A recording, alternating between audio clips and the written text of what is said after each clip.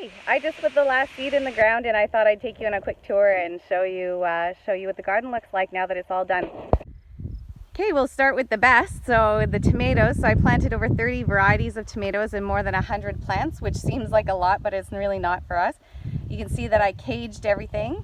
Over here we have some peppers all ready to go. Some of them I started from seed and some I got from the local store. The garden's all planted now, and the last thing that I put in is this buckwheat seed, which I got at Co-op bulk as opposed to just like a little bag of it. I got like 20 times this much. And what I do is I plant this in the garden, and it's a green manure. So instead of using like actual manure or some other kind of fertilizer, this takes nitrogen out of the air. It's a plant, and it also has a lot of flowers, which attracts the pollinators, and it's really, really good for your garden for building soil for next year. Here I put in some buckwheat, and just an important point that I forgot to mention before is that you want to turn it under as soon as it flowers, because if it goes to seed, it'll become like a weed in your garden and completely take over.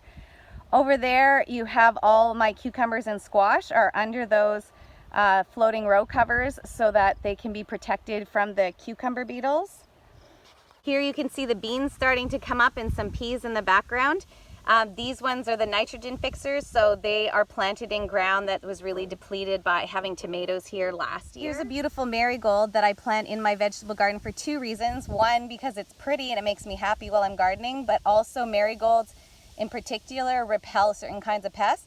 And there in the background is some of that manure pile that I keep for fertilizing later on in the season. Last couple things to show you. I do love chives. They're amazing. You can see there's some bees on them right now. They're really good for feeding the bees early in the season, but they're also really good as onions cut up in anything early in the season. And you can see these strawberries have come in early, and look, this one already has a nice strawberry going to fruit already. So just remember about taking the suckers. If you see any of the shoots going off of it to make new plants, you don't want it putting energy into plants. You want it putting energy into the fruit at this point in the game. Here's another plant I just wanted to introduce to some people. This is called stevia.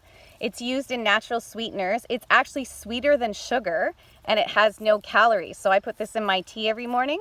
This particular plant I actually brought in last winter. I put it in a pot for the winter, and now I just transplanted it back in the garden today.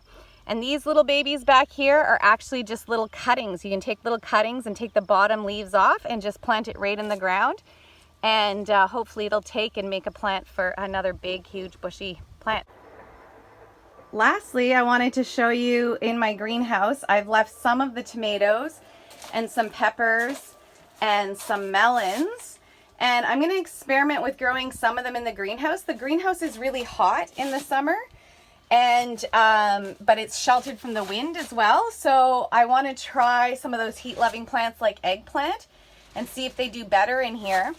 Also, if you look here, I've screwed an old bed frame to my beams, and then what I'm hoping is going to happen is that these melons and cucumbers are going to climb up here, and then I'm going to have these beautiful, just imagine it, these beautiful melons hanging down, and it's going to be gorgeous in here when it's done. I'll have to keep you posted.